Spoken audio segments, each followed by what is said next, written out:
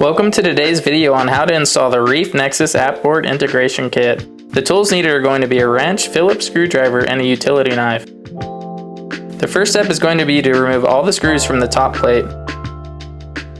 There's going to be a total of 18 screws, so make sure you have a cup nearby so you do not lose any of the screws during this process. Once you have all the screws removed, remove the top plate and set it to the side. Next step, remove all 4 screws from the faceplate. These 4 screws are going to be different from the top plate screws, so do not mix them up.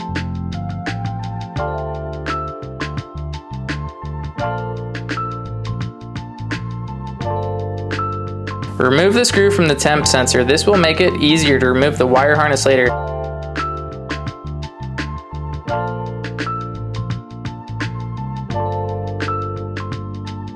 Next, remove the 5mm hex nuts holding down your existing board. Make sure when you remove the hex nuts to not leave any of the washers behind.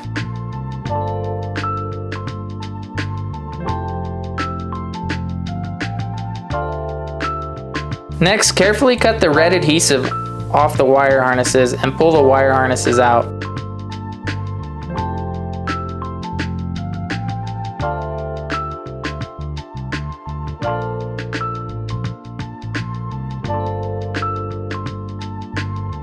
Insert the existing wire harness into the new app board.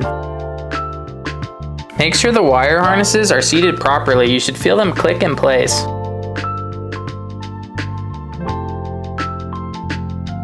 Once the wire harnesses are seated back in properly, tuck in your wire into the channel and set your new app board in place. Next, you're going to reinstall the temp sensor screw and the 5mm hex nuts. Make sure not to over tighten these. Finger tightening them is good enough.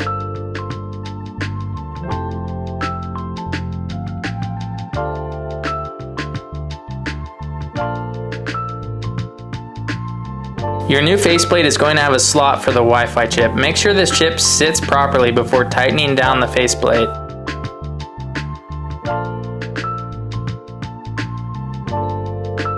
Lastly, we're going to install the top plate. Make sure all your diodes are set back in place before tightening down your top plate.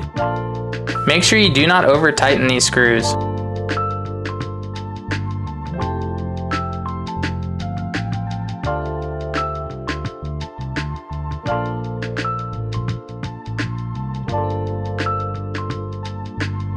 Once you have the last screw tightened, you are now ready to power on your ReefBreeder Photon V2. Make sure to check out one of these videos on how to connect your new app board to the Reef Nexus app.